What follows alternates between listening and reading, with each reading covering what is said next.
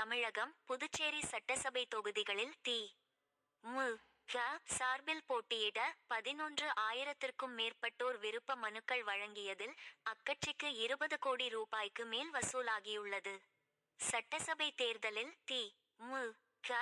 சார்பாக போட்டியிட விரும்புவோருக்கான விருப்ப மனு விநியோகம் கடந்த பிப். 20ஆம் தேதி துவங்கியது. தி. மு. க. தலைமையகமான சென்னை அறிவாலயத்தில் மார்ச் 2 வரை பூர்த்தி செய்யப்பட்ட விருப்ப மனுக்கள் பெறப்படும் என தி. மு. க. அறிவித்தது. விருப்ப மனு அளிப்போர் எண்ணிக்கை அதிகரித்ததால் மார்ச் 6 வரை நீட்டிக்கப்பட்டது. அதன்படி நேற்றுடன் விருப்ப மனுக்கள் விநியோகம் நிறைவு பெற்றது.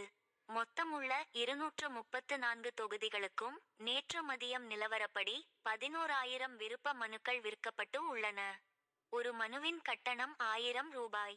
பூர்த்தி செய்த விண்ணப்ப கட்டணமாக பொதுத் தொகுதிக்கு 25,000 ரூபாய், தனித் தொகுதிக்கு 15,000 ரூபாய் என வசூலிக்கப்பட்டது. அந்த வகையில் 20 கோடி ரூபாய்க்கு மேல் வசூலாகியுள்ளதாக கூறப்படுகிறது. சமீபத்தில் தி. மு.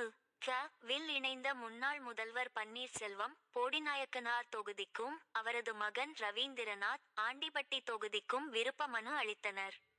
திருவண்ணாமலை தொகுதியில் மீண்டும் போட்டியிட அமைச்சர் வேலு, கரூர் தொகுதிக்கு முன்னாள் அமைச்சர் செந்தில் பாலாஜி உட்பட ஏராளமான தி.